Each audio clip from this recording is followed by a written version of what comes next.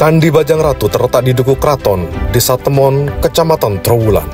Perjalanan dapat ditempuh dari perempatan Dukuh Lingguh ke arah timur sejauh kurang lebih 2 km. Candi Bajang Ratu terletak di sekitar 200 meter masuk ke utara dari jalan desa. Candi Bajang Ratu yang berkaitan dengan penobatan Jayanegara sebagai ratu saat masih bajang atau masih kecil itu tampak indah dengan paduan taman bunga warna-warni seluas 1.500 meter persegi dengan jalan masuk yang cukup luas. Dalam wacana Jawa kuno, bajang berarti kecil atau kerdil. Sehingga Bajang Ratu berarti orang yang naik tahta atau menjadi raja ketika masih kecil. Dalam catatan sejarah Majapahit, raja yang diangkat sejak masih kecil adalah Jayanegara. Candi Bajang Ratu sewaktu ditemukan dalam keadaan yang mengkhawatirkan. Untuk menghindari kerusakan pada tahun 1890 dipasangkan balok-balok kayu sebagai penyangga langit-langit, kemudian diganti dengan besi. Penyelamatan bangunan dari runtuhan diselesaikan pada tahun 1915, sedang penggalian serta penelitian di sekitar candi tahun 1991. Bangunan yang ada sekarang adalah hasil pemugaran dari tahun 1985-1986. Kemudian dilanjutkan tahun anggaran 1988, 1989, sampai dengan 1990 dan 1991. Candi Bajang Ratu berbentuk gapura pintu masuk, terbuat dari batu bata merah kecuali undak-undakannya dan bagian atas langit-langit dan ambang atas terbuat dari batu andesit.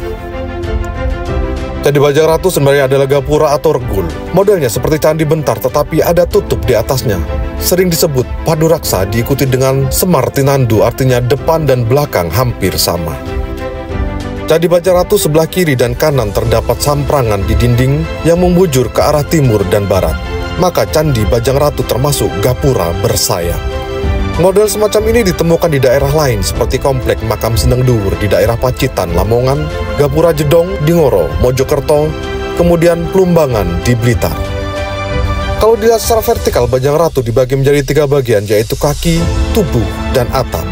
Selain itu, gapura mempunyai sayap dan pagar tembok di kedua sisinya. Di kaki gapura ada hiasan yang menggambarkan cerita Sri Tanjung, sedangkan di atas tubuh ada hiasan kala dan sulur.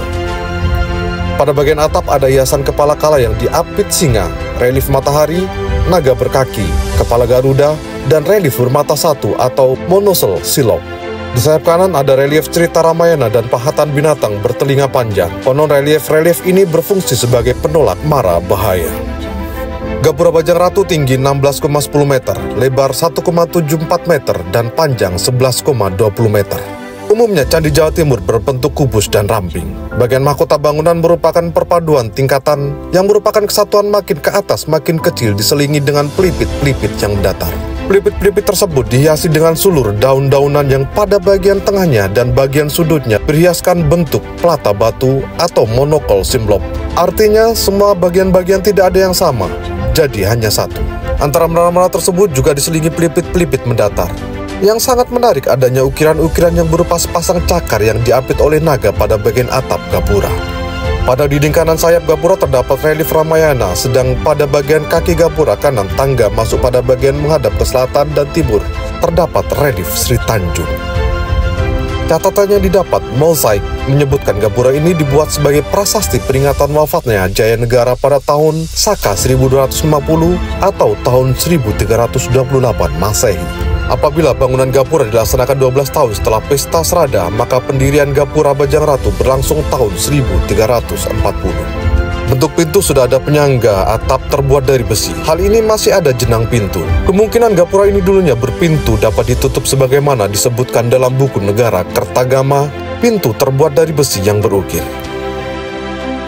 Dalam mitosnya, Candi Bajang Ratu adalah ketika permaisuri Raja Brawijaya V dari Majapahit yang bernama Dewi Arimbi sedang dalam keadaan hamil, Sang Prabu memerintahkan untuk membangun sebuah gapura dengan maksud sebagai gerbang masuk ke tempat kediaman calon putra mahkota yang akan lahir. Dewi Arimbi adalah sebenarnya seorang putri raksasa yang berasal dari negeri Alengka. Ketika kandungan semakin tua dan melahirkan rahasia, sang putri diketahui oleh Sang Prabu dan terdorong oleh rasa malu sang putri kemudian meninggalkan istana dan ke hutan Damarwulan di Kuncong, Kediri.